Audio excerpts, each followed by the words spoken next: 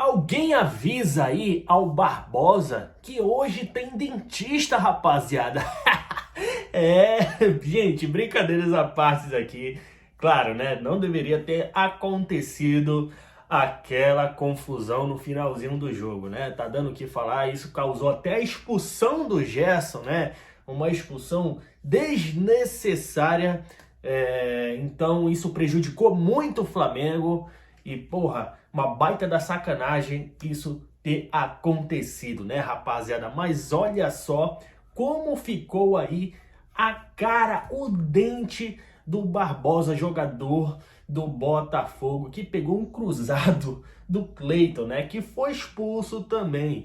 Os jogadores que foram expulsos foram Gerson, Cleiton e ele, o Barbosa. Rapaz, que situação! Eu vou colocar aqui um corte do canal da ESPN Brasil, dedico os créditos, e quero pedir a tua inscrição, que você deixe o seu like, deixa o like, rapaziada, se você gostou bastante da vitória do Flamengo, e ativa o sininho de notificação para você não perder nenhum vídeo, beleza? Vamos ver o que a imprensa paulista achou de tudo isso? Se liga só!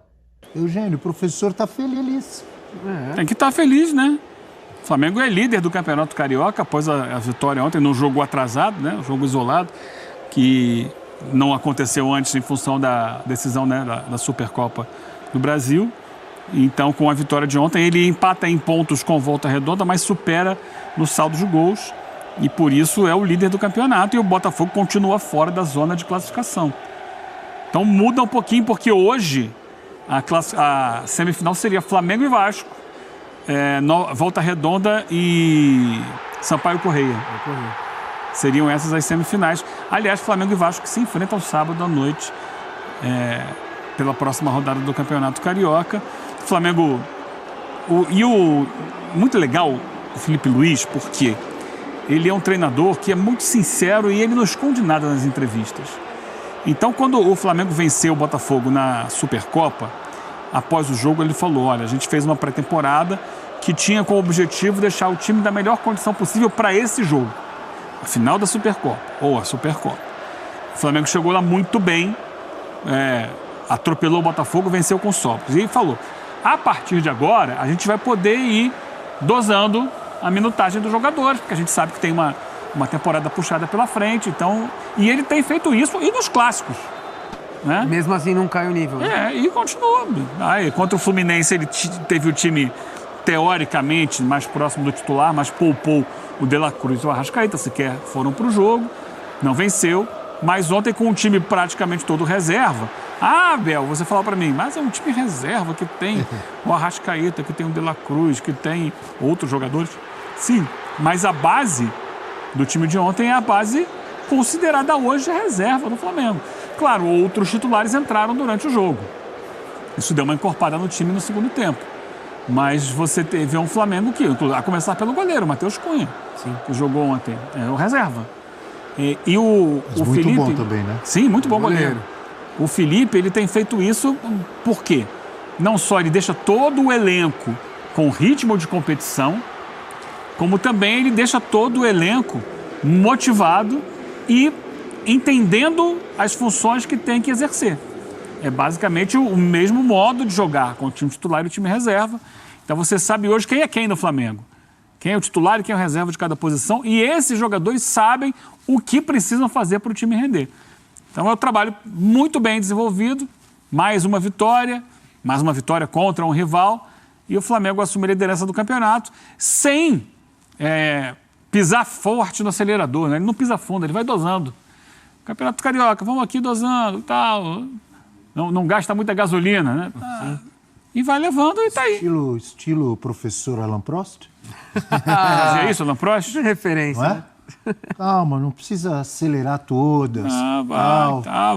Vai com administrando. cuidado, espera os outros baterem ali. Modo econômico. Modo econômico, e chega no final, quem ganha? Professor. Tá no caminho para algumas isso. também pro Senna, mas era bom. O professor era bom. Mas esse professor aí também vai demonstrando muita capacidade, né? O Felipe Luiz é um cara que tem repertório, que consegue fazer o time evoluir em vários setores, e ontem eu destaco o setor defensivo, né? O Varela jogando pelo lado esquerdo, respondendo muito bem como o Filipe Luís ressaltou. O Wesley, o que cresceu o Wesley no aspecto defensivo? Porque o Wesley era aquele típico lateral que a gente falava, olha, é bom no apoio, sobe bem, mas defensivamente deixa muitos espaços. Perigo. Hoje não. E com o Filipe Luís, ele tem sanado essa deficiência que era da carreira dele, uma deficiência crônica, jogando cada vez melhor como um lateral defensivo. Só um detalhe, essas são imagens de arquivo do ano passado. Porque tá ali Landim, Marcos Braz. Do Brasil, né? Pedro estava ali. Essa diretoria já mudou. Desculpa, Breno. Não, imagina, bom ressaltar. E o BAP acreditando, né, no trabalho do Filipe Luís, merecidamente, e o Filipe Luís dando resposta a cada jogo. Mesmo quando o time não é brilhante, a gente enxerga princípios coletivos funcionando. O Flamengo mantendo a ideia de sair bem com a bola, de ter ali uma saída limpa, todos os jogadores de trás participando. O Danilo é um jogador que vai agregar muito nesse sentido, porque tem qualidade com a bola para jogar como um defensor. E o principal deles, para mim, ressaltando novamente o aspecto defensivo do Flamengo, o Léo Ortiz. O que joga o Léo Ortiz é uma coisa assombrosa. E o Filipe Luís corrigiu uma das grandes injustiças no Flamengo, que era o Léo Ortiz como reserva na época do Tite. Isso daí foi... Até volante ele virou, né? Isso aí, para mim, foi um dos grandes erros do Tite, que o Filipe Luís, logo de cara, soube detectar e corrigir. O Léo colocou ele de volante, não foi? Exato. E colocou de volante, o Léo Ortiz era opção, ele não era considerado. Léo Pereira e Fabrício Bruno. Exato, e até o Fabrício Bruno agora sabe. Uma boa zaga, jogando bem. Léo Pereira e o Fabrício Bruno. Mas mesmo quando ele era volante, ele era o melhor do time. Não dava para deixar o Léo Ortiz fora do time, Abel. Hoje eu não vejo, entre zagueiros brasileiros no mundo inteiro, 4 que joguem mais que o Léo Ortiz. O Léo Ortiz é um zagueiro de seleção. É isso que eu ia falar. Sem dúvida alguma. Porque, tecnicamente, é um cara que tem uma qualidade muito acima da média. É um cara que pode jogar de volante, eventualmente até como meia, se quisesse. Porque tem muita habilidade para isso, um passe excelente, visão de jogo, capacidade de lançamento. E para as ideias do Filipe Luís, um técnico que quer sair jogando, que quer ter posse de bola, o Léo Ortiz é fundamental. E até complementando, é pilar. E joga bem nos dois lados da zaga. Se colocar do lado esquerdo, vai jogar bem. Se colocar do lado direito, funciona perfeitamente. E com o Danilo, então, vai ser ainda mais potencializado. Fala aí, então, uma zaga da seleção. Essa dupla de zaga... Léo Ortiz é Murilo. Gabriel Magalhães. Gabriel. O Marquinhos está bem no PSG. Voltou a retomar o seu melhor nível. Mas na seleção, tem tido dificuldade. Então, o Léo Ortiz pode ser uma opção. E até com mais qualidade ainda na saída de bola. Eu não acho absurdo nenhum tratar o Léo Ortiz. O Léo Ortiz precisa ser observado. Selecionável. E jogando com frequência, como titular absoluto com o Filipe Luís, um técnico que está mostrando que tem essa capacidade de melhorar jogadores e favorecer jogadores técnicos, não tenho dúvida nenhuma que em breve o Léo Ortiz vai ser titular da seleção. Eugênio? Ou você vê um Breler emocionado, empolgado, ou você pensa igual? Eu acho que seleção é sempre um nível acima, né? Em relação aos jogadores que atuam no futebol brasileiro. Mas eu acho que ele pode, sim, ser lembrado e ser testado. O problema é que o nível de exigência é muito alto, né? A gente está numa reta final de eliminatórias aí. Eu acho que já passou o período de testes. Ele é um zagueiro muito bom com a bola no pé. Você vai lembrar, quando ele foi contratado para o Flamengo, que eu falei aqui, que ele seria o... Mas eu não lembro, sua memória já foi melhor. Se você falar, eu vou... Camisa 10 da zaga. Você falou, camisa 10 da zaga. Camisa 10 da zaga, porque é um jogador com uma qualidade técnica, uma habilidade para passe, para visão de jogo, muito acima da média para o que se tem de zagueiros. E ele foi contratado para isso. Sim. Só que ano passado o Tite achou por bem, uma decisão dele, não mexer no Fabrício Bruno, que estava jogando. E era um jogador também que foi convocado para a seleção brasileira quando jogava pelo Flamengo. E aí ele deixou o Léo Ortiz esperando, começou a botar no meio de campo.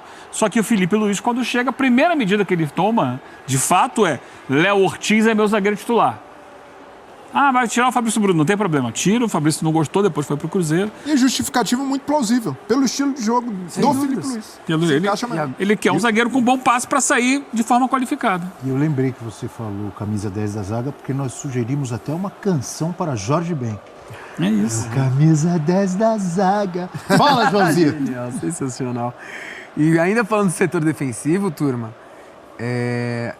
observando Léo Ortiz e Danilo juntos, um entrosamento que parece que já existia há muito tempo, assim, uma bela dupla de zaga que o Flamengo possui hoje, para mim a zaga titular sem dúvidas. Agora, Léo Pereira hoje é reserva. É uma zaga muito técnica, sim, mas sem aquela coisa da zaga forte, alta, veloz. É um estilo diferente, assim, para mim a melhor dupla de zaga do futebol brasileiro no ano passado foi Barbosa e Bastos.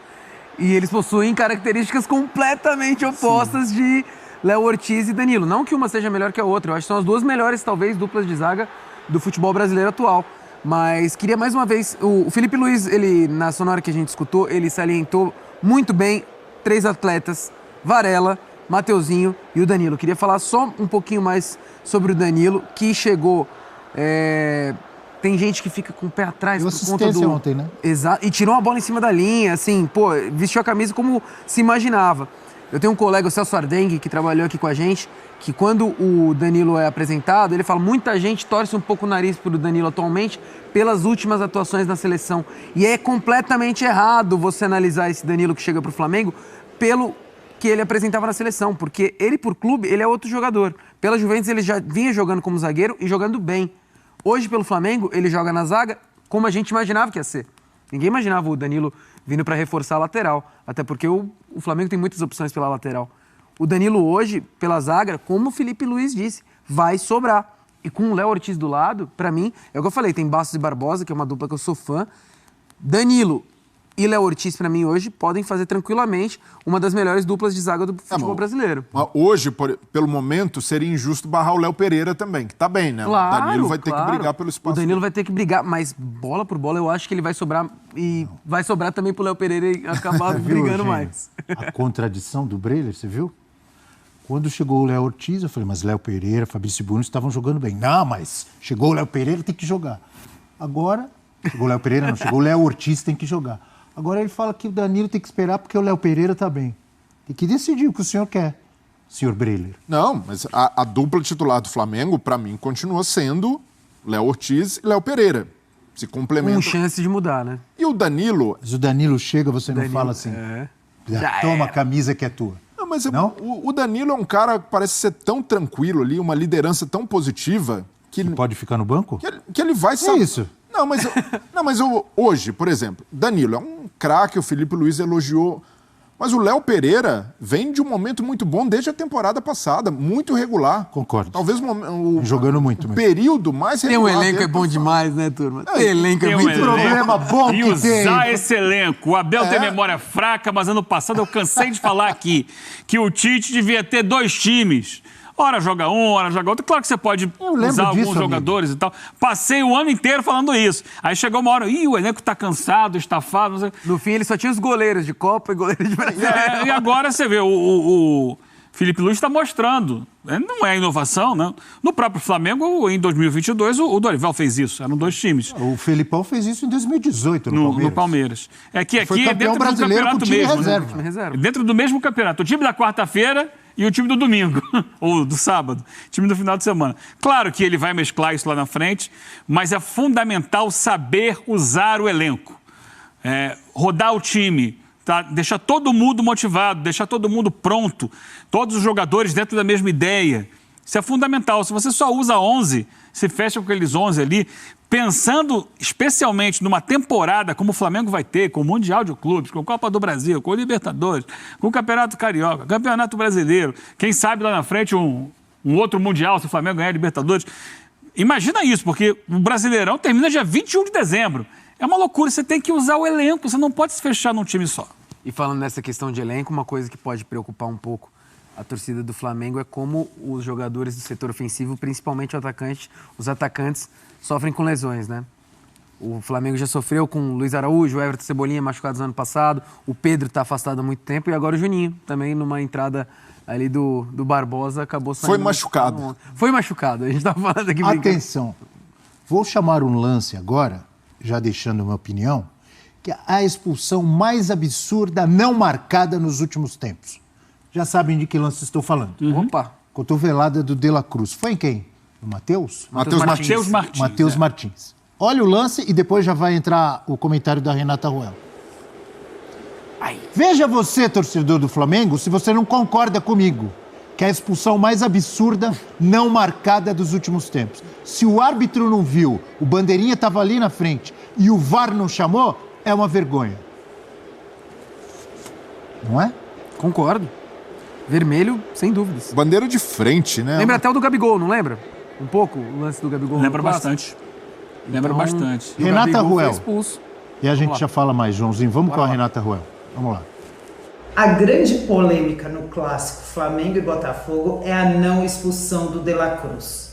No lance em cima do Matheus Martins. O De La Cruz, ele arma o braço, ele faz um movimento de gatilho sim, tem uma conduta violenta que pela regra do jogo é cartão vermelho. E não tem disputa de bola, porque a bola está embaixo. Como o movimento é em cima, pela regra é considerado que não há disputa de bola no lance.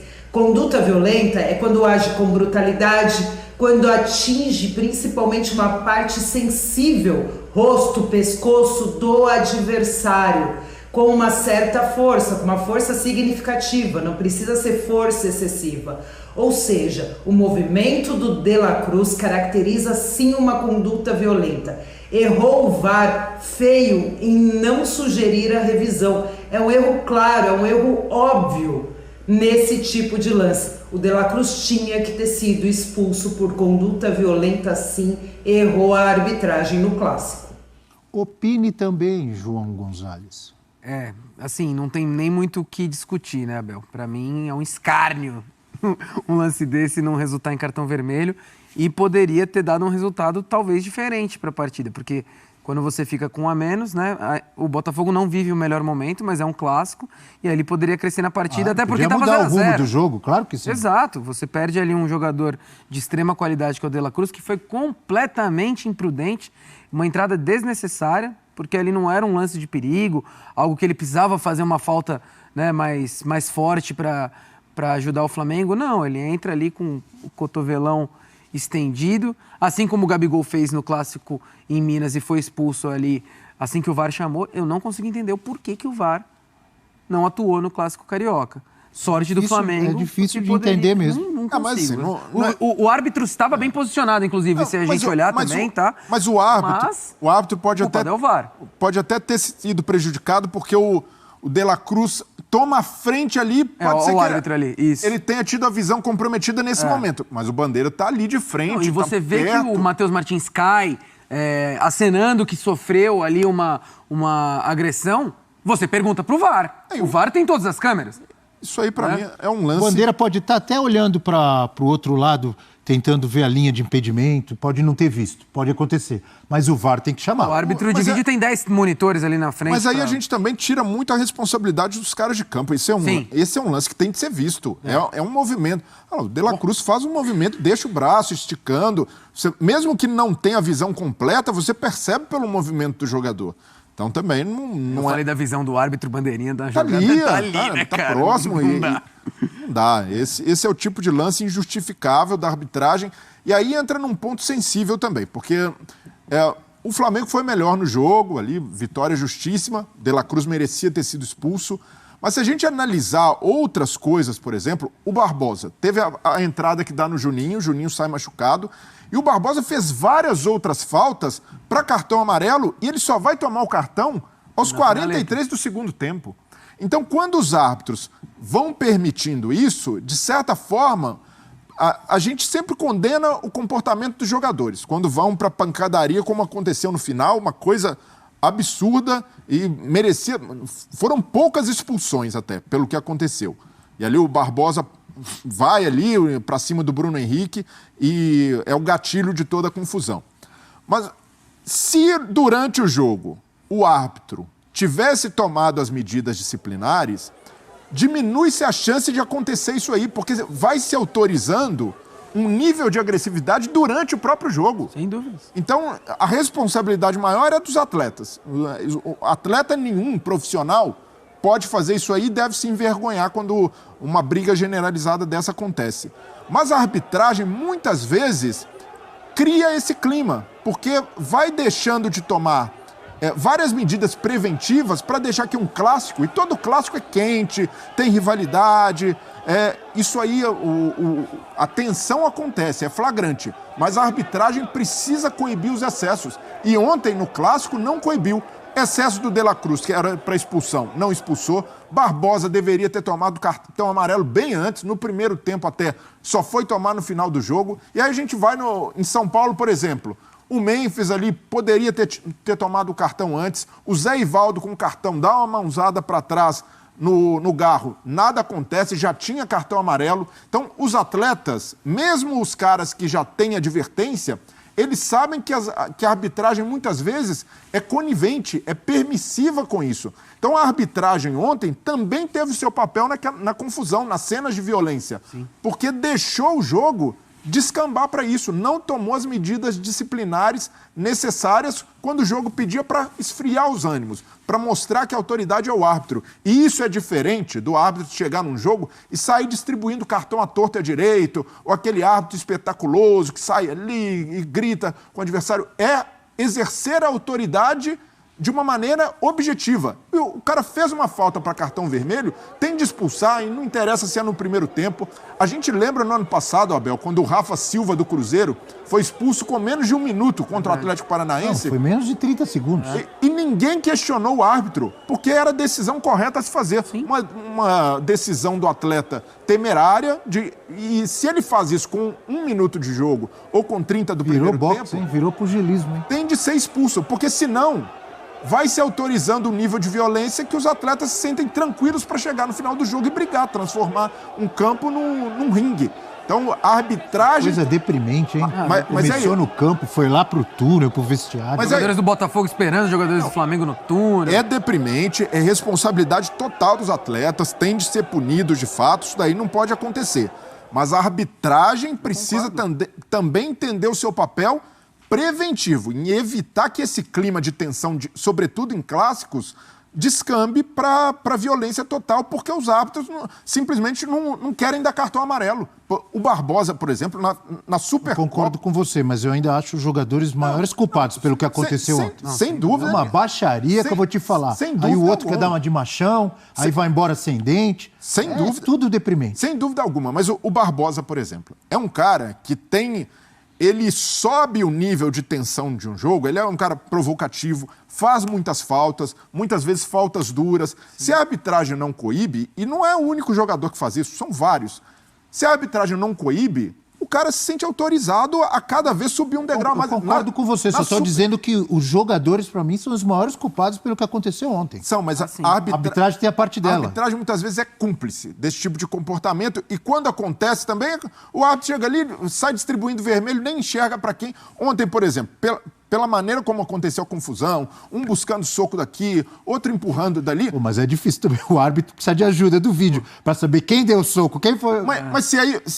Quando isso acontece, tem de expulsar 4, 5 de cada time. Porque os caras estão brigando, os caras estão se agredindo. Lembra no Grenal da Libertadores? Pois é. Opa! Teve uma confusão, foram expulsos vários, lembra? Mas tem de evitar. Tem que ser assim. Mas o árbitro tem de fazer tudo possível para que não chegue a esse ponto. Porque quando chega a esse ponto, é sinal que no campo ali também... Não é justificando, Breler, mas vamos supor, do árbitro. O lance do De La Cruz, que a gente mostrou a imagem que ele deveria ser expulso, foi aos 30 minutos, 32 minutos do primeiro tempo. Jogo 0-0. Os times vão pro intervalo. Hoje, com a tecnologia que a gente tem, qualquer jogador no intervalo do Botafogo, o Barbosa, que adora incendiar o jogo, vê ali aquilo, já estava pilhado no primeiro tempo, ele volta com a faca entre os dentes ali pro segundo tempo, muito mais propício, a chance é muito maior que ele arrume uma confusão. Não é? Eu também concordo com o Abel que tem isso, daquilo ele tá dando, vamos acertar ele também. Exato, quero ver me expulsar, já que não expulsou o De La Cruz, vai expulsar eu aqui? E tem que expulsar, tanto o De La Cruz quanto o Barbosa poderia ter sido expulso antes da etapa final do segundo tempo. Aqui fica um alerta, inclusive, não é a primeira vez, o Breler já citou e eu vou corroborar. O Barbosa precisa dar uma seguradinha, porque ele é muito bom zagueiro, eu acho ele... É um cara que tem um porte físico bom. Jogou muito ano passado. Jogou muito ano passado. Ele e o Bastos, assim, inquestionável que foram muito bem pelo Botafogo ano passado. Mas ele esquenta demais o jogo. Ele é expulso muitas vezes por reclamação. Contra o São Paulo na Libertadores, se vocês não se não me falha a memória, no jogo contra o Morumbi, jogo de volta, ele toma um amarelo logo no começo do jogo, por reclamação. Ele toma muito amarelo por reclamação, cara. E aí quer brigar e etc.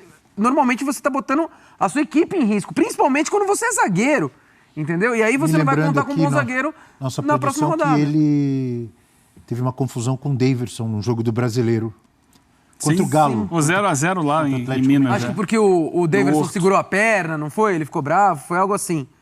Que situação desnecessária, né, meus amigos? Essa confusão aí no final. E falaram também sobre a expulsão, né? Não feita pelo árbitro. Sobre aquela falta que o De La Cruz fez desnecessária, né? Aquilo ali, cara, o De La Cruz escapou. Realmente aquilo ali era para expulsão. Foi uma falta desnecessária que eu vi ali do De La Cruz e ia prejudicar muito o Flamengo, meus amigos. Cara, tem cada coisa assim que deixa a gente, né, muito irritado. Coisa que a gente vê que não precisa fazer aquilo. O cara vai lá e faz. Mas graças a Deus o juiz ali não expulsou o jogador, né? Porque a gente ia sair muito prejudicado. Mas aconteceu aí essa confusão no final. Uma coisa também desnecessária, né? Mas, porra, o que estão zoando o jogador do Botafogo é brincadeira, hein? E aí, o que você achou de tudo isso? Já comenta aqui embaixo, deixa a tua opinião, se inscreve no nosso canal, já deixa o like, ativa o sininho de notificação para você não perder nada, beleza? Um forte abraço e até o próximo vídeo. Saudações rubro-negras!